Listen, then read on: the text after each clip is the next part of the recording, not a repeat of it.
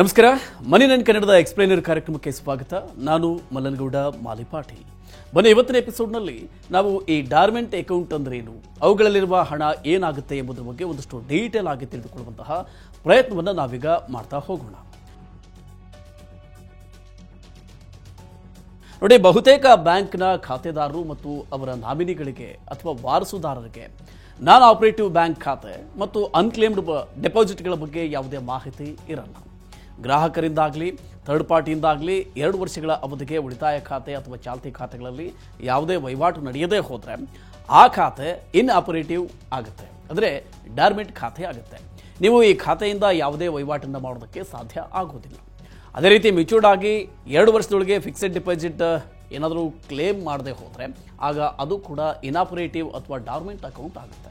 ಈ ಖಾತೆಗಳು 10 ವರ್ಷಗಳ ಕಾಲ ಇನಾಪರೇಟಿವ್ ಆಗಿ ಉಳಿದಿದ್ದರೆ ಆ ಹಣವನ್ನು ರಿಸರ್ವ್ ಬ್ಯಾಂಕ್ನ depositors education and awareness fund ಅಂದರೆ DEAFಗೆ ಟ್ರಾನ್ಸ್ಫರ್ ಮಾಡಲಾಗುತ್ತೆ.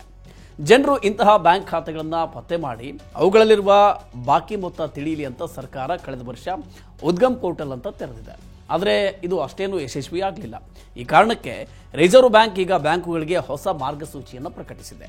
ಇದರಿಂದ ವಹಿವಾಟುಗಳು ನಡೆಯುವ ಮತ್ತು ಕ್ಲೇಮ್ ಮಾಡಿಲ್ಲದ ಠೇವಣಿಗಳ ಬಗ್ಗೆ ಸ್ಪಷ್ಟವಾದ ಮಾಹಿತಿಯನ್ನು ಪಡೆದುಕೊಂಡು ಜನರು ತಮ್ಮ ಹಣವನ್ನು ಕ್ಲೇಮ್ ಮಾಡೋದು ಸುಲಭ ಆಗಲಿ, ಹಾಗೆಯೇ ವಂಚನೆ ಪ್ರಮಾಣ ಕಡಿಮೆ ಆಗಬಹುದು ಅನ್ನುವಂತಹ ಆಶಯವನ್ನು ಕೂಡ ಇದರಲ್ಲಿ ಹೊಂದಲಾಗಿದೆ. ಇನ್ನು ಬ್ಯಾಂಕುಗಳು ಯಾವೆಲ್ಲ ಖಾತೆಗಳಲ್ಲಿ ಹಣ ಸ್ಟಕ್ ಆಗಿದೆಯೋ ಆ ಎಲ್ಲವನ್ನ ಇನಾಪರೇಟಿವ್ ಖಾತೆ ಅಂತ ವರ್ಗೀಕರಿಸಿ ಅದನ್ನು ಡಾರ್ಮೆಂಟ್ ಖಾತೆ ಅಂತ ಹೆಸರಿಸಿದೆ. ಹೊಸ ನಿಯಮದ ಅಡಿಯಲ್ಲಿ ಈ ಎಲ್ಲ ಖಾತೆಗಳನ್ನು ರಿಆಕ್ಟಿವೇಟ್ ಮಾಡಲಾಗುತ್ತೆ. ಈ ಎಲ್ಲ ಖಾತೆಗಳನ್ನು 6 ತಿಂಗಳ ಕಾಲ ಆಕ್ಟಿವೇಟ್ ಮಾಡಿಡಲಾಗುತ್ತೆ. ಖಾತೆದಾರರನ್ನ ಪತ್ತೆ ಮಾಡುವ ಪ್ರಯತ್ನ ಇದಾಗಿದೆ. 6 ತಿಂಗಳಾದ ಮೇಲೆ ಯಾರು ಈ ಹಣವನ್ನು ಕ್ಲೇಮ್ ಮಾಡದೇ ಹೋದರೆ ಆ ಖಾತೆಗಳನ್ನು ಮುಚ್ಚಿ ಅದರಲ್ಲಿರುವ ಹಣವನ್ನು DEAFಗೆ ವರ್ಗಾಯಿಸಲಾಗುತ್ತೆ. ಏಪ್ರಿಲ್ 1ರಿಂದ ಈ ಮಾರ್ಗಸೂಚಿಗಳು ಅನ್ವಯ ಆಗಲಿದೆ.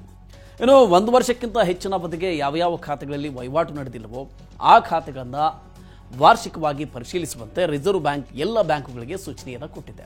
ಇದರ ಜೊತೆಗೆ ಫಿಕ್ಸೆಡ್ ಡೆಪಾಸಿಟ್ಗಳನ್ನು ರಿವ್ಯೂ ಮಾಡೋದಕ್ಕೆ ಸೂಚನೆಯನ್ನು ಕೊಟ್ಟಿದೆ. ಅಂದರೆ ಯಾವ್ಯಾವ ನಿಶ್ಚಿತ ಠೇವಣಿಗಳ ಮೇಲೆ ರಿನಿವಲ್ ಬಗ್ಗೆ ಸ್ಪಷ್ಟ ಸೂಚನೆ ಇರೋದಿಲ್ವೋ, ಮೆಚುರಿಟಿ ನಂತರ ಹಣ ವಿತ್ಡ್ರಾ ಮಾಡಿಲ್ವೋ ಅಂತಹ ಖಾತೆಗಳನ್ನು ಗುರುತಿಸೋದಕ್ಕೆ RBI ಸೂಚನೆಯನ್ನು ಕೊಟ್ಟಿದೆ.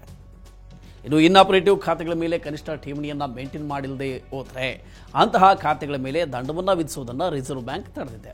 ಇದಲ್ಲದೆ ಈ ಇನ್ಆಪರೇಟಿವ್ ಖಾತೆಯನ್ನು ಆಕ್ಟಿವ್ ಮಾಡೋದಕ್ಕೆ ಯಾವುದೇ ಶುಲ್ಕ ಕೂಡ ಇರೋದಿಲ್ಲ. ಹಾಗೆಯೇ ಹೊಸ ನಿಯಮಗಳ ಅಡಿಯಲ್ಲಿ ಬ್ಯಾಂಕುಗಳು ಖಾತೆದಾರರಿಗೆ ಅವರ ಖಾತೆ ಮತ್ತು ಠೇವಣಿದಾರರಿಗೆ ಅವರ ಠೇವಣಿಯ ಬಗ್ಗೆ ಪತ್ರ ಮುಖೇನವಾಗಿ ತಿಳಿಸಬೇಕು. ಇಲ್ಲವಾದಲ್ಲಿ ನೋಂದಾಯಿತ ಇಮೇಲ್ ಅಥವಾ ದೂರವಾಣಿ ಸಂಖ್ಯೆಗೆ ವಿಷಯವನ್ನು ತಿಳಿಸಬೇಕು. ಅಂದರೆ 1 ವರ್ಷದಿಂದ ನಿಮ್ಮ ಖಾತೆಯಲ್ಲಿ ಯಾವುದೇ ವಹಿವಾಟು ನಡೆದಿಲ್ಲ ಅನ್ನುವಂತಹ ಸಂದೇಶವನ್ನು ಖಾತೆದಾರರಿಗೆ ತಲುಪಿಸಬೇಕು. ಇದರ ಜೊತೆಗೆ ಮುಂದಿನ 1 ವರ್ಷದ ಹೆಚ್ಚುವರಿ ಅವಧಿಯಲ್ಲಿ ಯಾವುದೇ ಟ್ರಾನ್ಸಾಕ್ಷನ್ ಮಾಡದೆ ಹೋದರೆ ಆಗ ಆ ಖಾತೆಗಳು ಇನ್ಆಪರೇಟಿವ್ ಆಗಲಿವೆ. ಹೀಗಂತ ಅವರಿಗೆ ವಾರ್ನ್ ಮಾಡಲಾಗುತ್ತೆ ಕೂಡ. ಇಷ್ಟಾದ ಮೇಲೂ ಗ್ರಾಹಕರು ಜಾಗೃತರಾಗದೆ ಹೋದರೆ ಬ್ಯಾಂಕ್ಗಳು ನಿಷ್ಕ್ರಿಯ ಖಾತೆಗಳ ಖಾತೆದಾರರ ನಾಮಿನಿ ಅಥವಾ ವಾರಸುದಾರರನ್ನ ಪತ್ತೆ ಮಾಡುತ್ತವೆ. KYC ಅಪ್ಡೇಟ್ ಮಾಡಿದ ಮೇಲೆ ಇನ್ಆಕ್ಟಿವ್ ಆದಂತಹ ಖಾತೆಗಳನ್ನು ರಿಆಕ್ಟಿವೇಟ್ ಮಾಡಬಹುದಾಗಿದೆ. ಇದಲ್ಲದೆ ವಂಚನೆಯ ರಿಸ್ಕ್ ಅನ್ನು ತಡೆಯೋದಕ್ಕೆ ಬ್ಯಾಂಕ್ಗಳು ಇಂತಹ ನಿಷ್ಕ್ರಿಯ ಖಾತೆಗಳ ಮೇಲೆ ನಿಗಾ ವಹಿಸಬೇಕಾಗುತ್ತೆ. ಯಾಕೆಂದ್ರೆ ಕ್ಲೇಮ್ ಮಾಡಿಲ್ಲದ ಖಾತೆಗಳನ್ನೇ ಗುರಿಯಾಗಿಸಿ ವಂಚನೆ ನಡೆಯುವ ಸಾಧ್ಯತೆ ಇದೆ. ಈಗ ಗ್ರಾಹಕರು ಸ್ವತಃ ಖಾತೆಯನ್ನು ಆಕ್ಟಿವೇಟ್ ಮಾಡುವವರೆಗೂ ಬ್ಯಾಂಕುಗಳು ಯಾವುದೇ ಬಗೆಯ ಡೆಬಿಟ್ ವಹಿವಾಟಿಗೆ ಅವಕಾಶ ಕೊಡ್ತಾ ಇಲ್ಲ.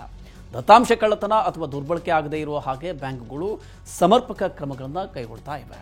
ಅಲ್ಲದೆ ಬ್ಯಾಂಕುಗಳು ತಮ್ಮ ವೆಬ್ಸೈಟ್ ಅಥವಾ ಶಾಖೆಗಳಲ್ಲಿ ಪ್ರತಿ ತಿಂಗಳು DEAFಗೆ ವರ್ಗಾಯಿಸಲ್ಪಡುವ ಕ್ಲೇಮ್ ಮಾಡಿಲ್ಲದ ಠೇವಣಿಗಳ ಬಗ್ಗೆ ಕೂಡ ಮಾಹಿತಿಯನ್ನು ಹಾಕಬೇಕಿದೆ. ಇದರ ಜೊತೆಗೆ ನಿಷ್ಕ್ರಿಯ ಖಾತೆ ಮತ್ತು ಕ್ಲೇಮ್ ಮಾಡಿಲ್ಲದ ಠೇವಣಿಗಳ ಆಕ್ಟಿವೇಷನ್ ಪ್ರಾಸೆಸ್ ಬಗ್ಗೆ, ಅಂದರೆ ಖಾತೆಯಲ್ಲಿರುವ ಬಾಕಿ ಮೊತ್ತವನ್ನು ಹೇಗೆ ಪಡೆಯೋದು ಅನ್ನೋದ್ರ ಬಗ್ಗೆ ಕೂಡ ಮಾಹಿತಿಯನ್ನು ಹಾಕಬೇಕಾಗಿದೆ. ಓಕೆ, ಈ ರೀತಿಯ ಇನ್ನಷ್ಟು ಮಾಹಿತಿ ಮತ್ತು ಪರ್ಸನಲ್ ಫಿನಾನ್ಸ್ ವಿಚಾರಗಳಿಗೆ ಡೌನ್ಲೋಡ್ ಮಾಡಿ ಮನಿ9 ಕನ್ನಡ ಆ್ಯಪ್ ಹಾಗೂ ಯೂಟ್ಯೂಬ್ನಲ್ಲಿಯೂ ಸಬ್ಸ್ಕ್ರೈಬ್ ಆಗಿ, ಲೈಕ್ ಮಾಡಿ, ಶೇರ್ ಮಾಡಿ. Thank you.